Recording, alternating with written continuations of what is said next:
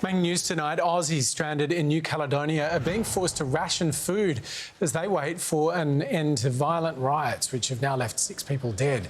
Around 300 Aussies are among 3,000 tourists trapped in the French territory, which has been under siege following controversial changes to the country's voting laws. For now, no planes are getting on or off the island. Holed up about 5 k's from the capital is Tonia Scholes, who's holidaying with friends before her wedding.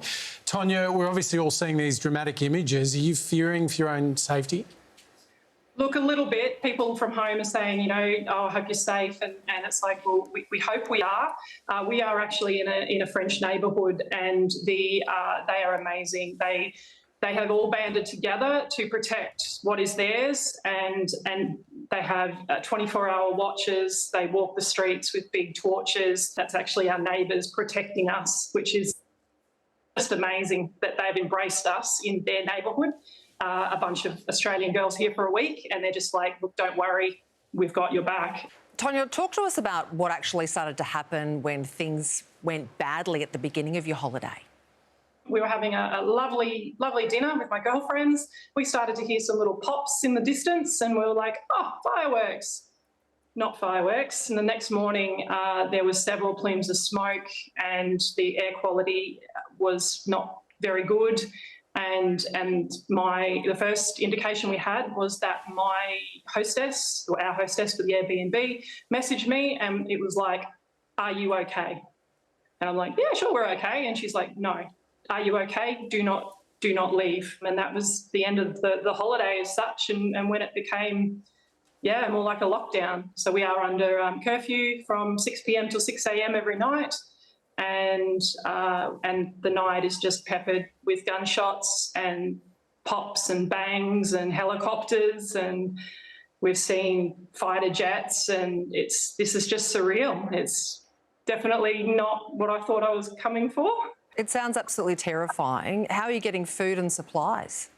We tried to do a grocery shop ourselves. So we jumped in our hire car and we thought we'll go 5 minutes down the road to the grocery store. And once we left the street, it was like a war zone. There's burnt cars, there's barricades, there's like the remnants of fires, there's people standing on street corners drinking hard liquor and having what almost seems like a party. There was a man waving a hammer and waving us through, like, yeah, cool, come through, go to the grocery store. People everywhere, and buildings that we used as landmarks to find our Airbnb have just been burnt to the ground. You must have gone there thinking this was a safe place to have a holiday. What's it like being stuck so far from home and actually, for the time being, not being able to escape this situation? Look, it is absolutely terrifying, and you think that we're a little bit protected in Australia, and that our government's got our backs. And what we found is it's not really the case. There has been a lack of communication with information getting through to Australia as to how bad it is here. And friends of mine are like, oh, just get onto Smart Traveller or get onto the embassy. The embassy is closed here. The embassy has been closed here since we were here on Saturday. I don't know when they closed. They can't help us. So we have been in a case of, well, what do we do? We called the consulate. They sounded surprised that we were calling them. And we don't call Canberra at 3 a.m. for fun. And we found that they had our email address wrong. We found that there's been just virtually no contact, and someone else said they got their surname wrong. It's like, this stuff matters. This is our lives.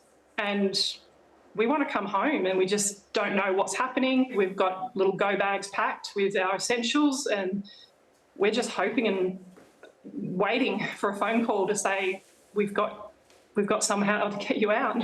Tonia, I appreciate this is a very difficult time. Thanks for talking to us. No worries. Thank you.